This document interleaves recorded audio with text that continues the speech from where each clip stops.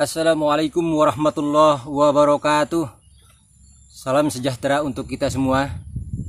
Nah sahabatku semuanya yang baik hati, ramah tamah, jujur dan suka menolong dimanapun Anda berada. Berjumpa lagi dengan saya Husen alias Pak Uci. Nah sahabat tani, kali ini tema kita bagaimana caranya mengatasi penyakit layu fusarium pada tanaman pisang. Dan kebetulan di depan kita ini ada tanaman pisang kepok yang sudah kita atasi. Nah sahabat tani, sebelum kita lanjutkan, saya mohon dukungannya dengan menekan tombol like dan subscribe agar channel kita ke depan terus maju dan berkembang. Dan juga jangan lupa ya, aktifkan ikon lonceng notifikasinya sehingga nanti tatkala kami membuat konten-konten berikutnya, sahabat-sahabat selalu terupdate atau mendapatkan informasi-informasi terbaru dari kami. Nah, tentunya kritik dan saran sangat kami harapkan untuk kemajuan channel kita ke depan.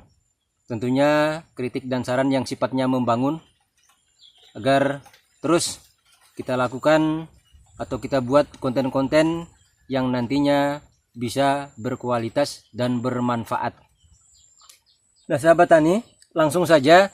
Ini di depan kita ini ada satu rumpun, yaitu pisang kepok. Nah ini pisang kepok super.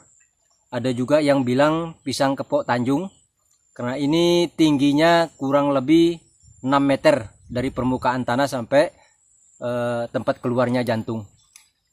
Nah sahabat tani, kali ini saya akan berbagi pengalaman dengan sahabat sekalian tentang pengalaman saya mengatasi layu fusarium pada tanaman pisang, dimana sahabat-sahabat bisa lihat yang ada di depan kita ini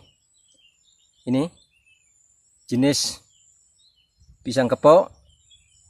Nah ini sahabat-sahabat bisa lihat, ini sudah kondisinya sudah sangat sehat dan normal. Sahabat tani, pisang yang ada di depan kita ini, di mana 1 tahun yang lalu, bahkan bukan hanya 1 tahun, bahkan sudah beberapa tahun. Nah, terakhirnya tepatnya pada 15 Desember 2019,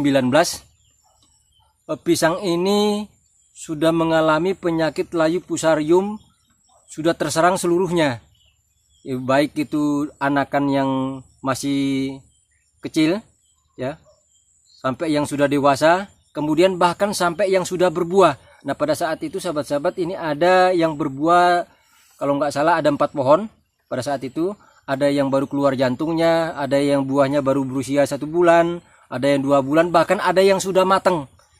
Nah buahnya matang, walaupun matang menguning tapi keras. Dalamnya itu berwarna hitam dan juga kecoklatan.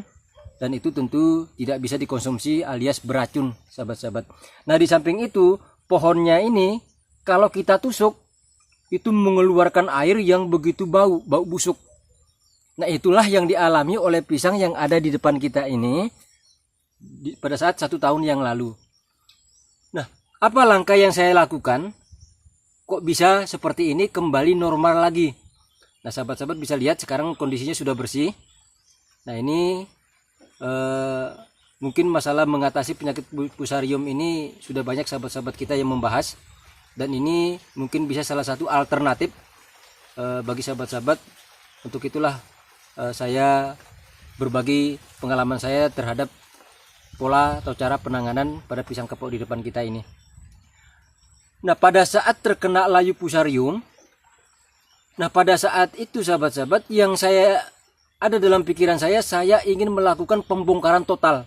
Sedangkan rumpun daripada pisang ini itu tidak tanggung-tanggung sahabat-sahabat. Itu rumpunnya diameternya kurang lebih 2 meter.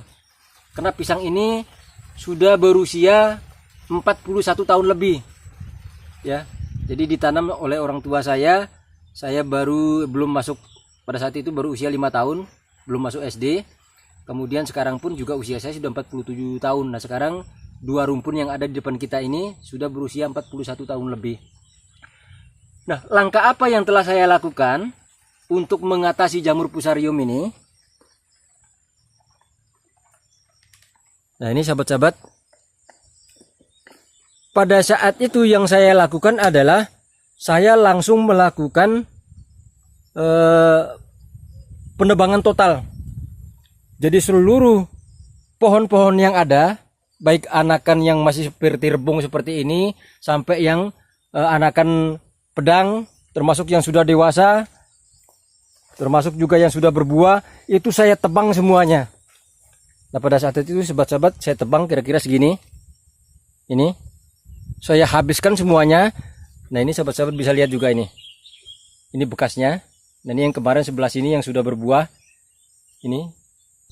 Nah, saya tebang semuanya. Setelah saya lakukan proses penebangan,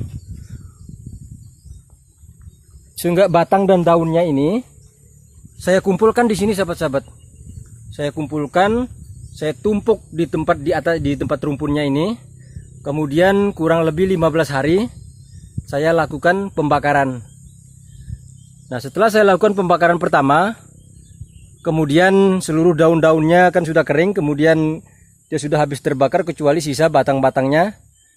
Nah, kemudian selang 1 minggu lagi itu saya lakukan lagi pembakaran dengan cara menumpuk ranting-ranting kayu, kemudian juga batang-batang jagung yang sudah kering dan rumput-rumput. Nah, saya tutup semuanya di area sekitar sini.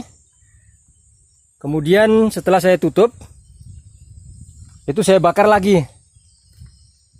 Kemudian setelah itu selang 1 minggu lagi, saya tumpuk lagi semua bahan-bahan yang kering, entah itu daun-daun pisang, kemudian rumput, atau apa saja lah yang kering saya kumpulkan di sini.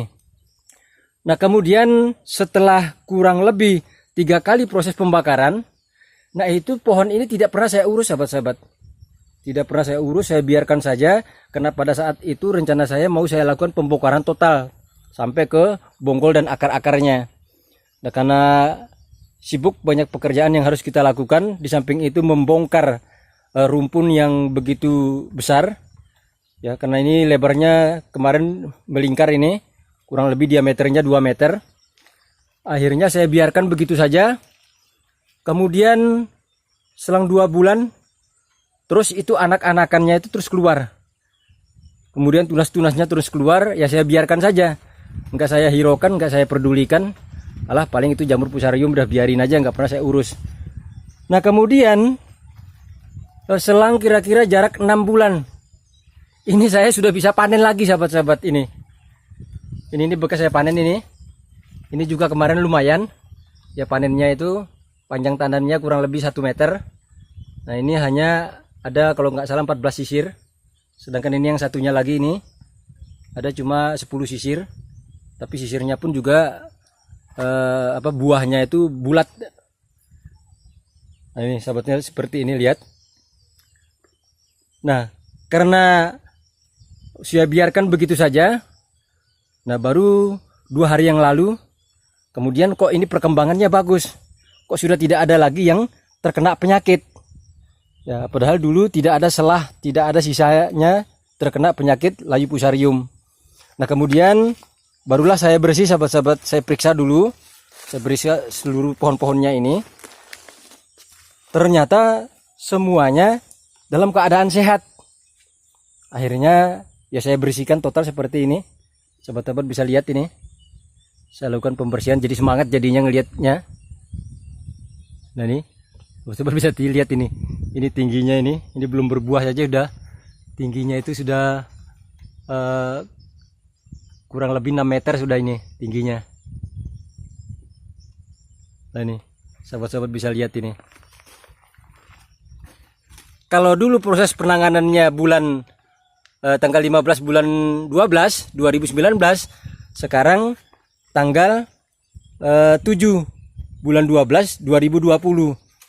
Nah, perkembangannya ya sudah, pohonnya sudah segini banyaknya sahabat-sahabat ini. Udah tumbuh sehat semuanya kan. Nah, ini 2 hari yang lalu saya bersihkan, itu juga masih ada bekasnya. Saya bakar itu semuanya. Nah, maka ini nanti setelah ini saya akan lakukan penaburan. Kita tabur puradan ya secukupnya.